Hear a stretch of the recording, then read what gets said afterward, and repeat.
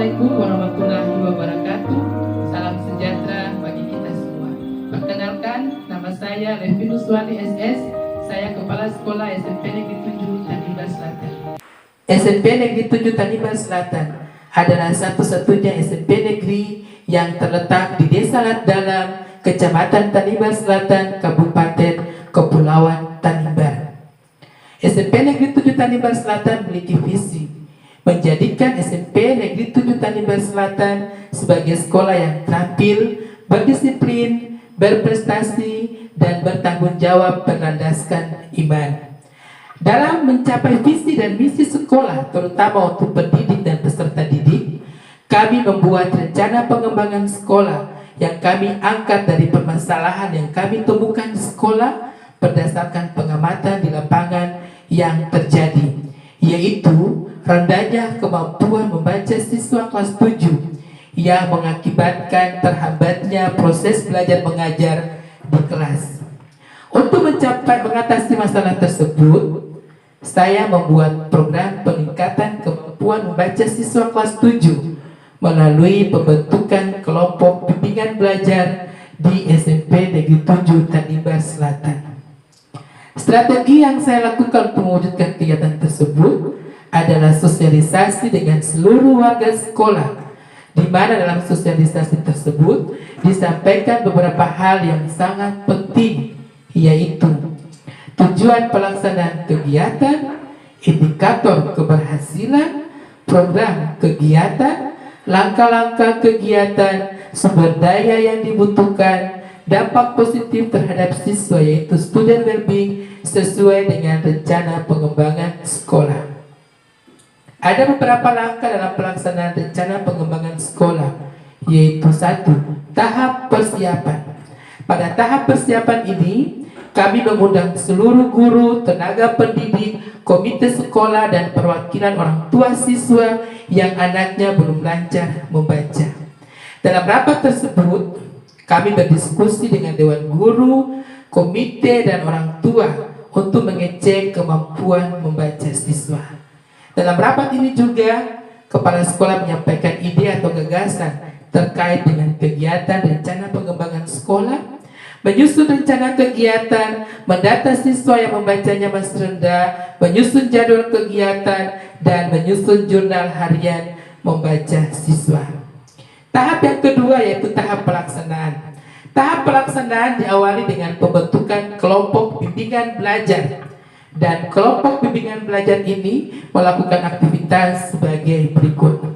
Yang pertama, siswa tiba di sekolah melakukan kegiatan literasi 15 menit membaca sebelum masuk ke kelas. Setelah bel jam pertama dibunyikan, siswa kelompok bimbingan belajar masuk ke kelas khusus yang disebut kelas karantina untuk berlatih atau belajar membaca selama 1 jam. 1 jam di sini 45 menit. Setelah selesai, siswa kelompok bimbingan belajar boleh masuk ke kelas normal seperti biasa. Setelah sekolah usai, siswa kelompok bimbingan belajar tidak pulang, tetapi beristirahat selama 30 menit untuk makan siang. Setelah selesai makan siang, dilanjutkan dengan mengunjungi perpustakaan untuk membaca buku selama 30 menit dan didampingi oleh guru. Setelah 30 menit berlalu, siswa boleh pulang ke rumah masing-masing untuk beristirahat. Dan kegiatan bimbingan belajar akan dilanjutkan lagi di sore hari antara jam 4 sampai jam 5 sore dan dibimbing oleh guru sesuai dengan jadwal yang sudah ditentukan. Tahapan yang ketiga yaitu monitoring dan evaluasi. Pada tahap monitoring dan evaluasi dilakukan pengawasan melalui instrumen pelaksanaan kegiatan. Pengumpulan data pada penyusunan rencana pengembangan sekolah yaitu instrumen peningkatan kompetensi kepala sekolah berdasarkan hasil AKPK, instrumen evaluasi hasil kegiatan, instrumen pencapaian student well-being atau kebahagiaan murid, dan tahap berikut adalah pengolahan data berdasarkan instrumen yang dikumpulkan. Tahap yang keempat yaitu tahap refleksi. Pada tahap refleksi Diadakan pertemuan antara kepala sekolah dengan dewan guru, tenaga pendidik, dan perwakilan siswa untuk mengidentifikasi kekuatan dan kelemahan pelaksanaan bimbingan belajar, merancang tindakan atau solusi untuk memperbaiki kelemahan dari hasil bimbingan belajar.